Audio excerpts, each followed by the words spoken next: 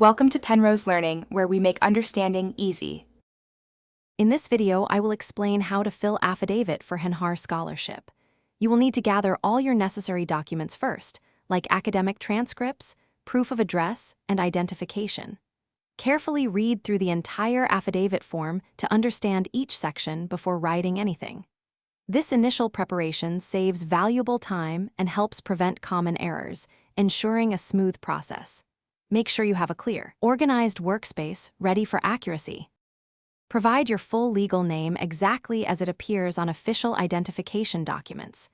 Carefully enter your current residential address and a reliable contact phone number. Make sure your date of birth is written correctly, following the form's specific format.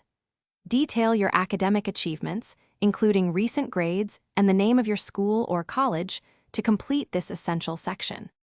You must accurately detail your family's annual income, for example, 50,000 rupees, and any other financial support you receive. This information is crucial for the scholarship committee.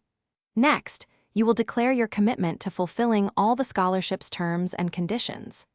Finally, your signature confirms that every piece of information you have provided is entirely truthful and correct.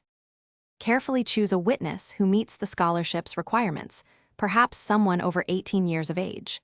They must sign and date the affidavit right in front of you, in the specific areas indicated on the form. Following this, you will need to schedule an appointment with a public notary. The notary's stamp and signature officially certify your document, verifying its authenticity and legal standing. Thanks for watching. If this was helpful, leave a like and consider subscribing. See you next time.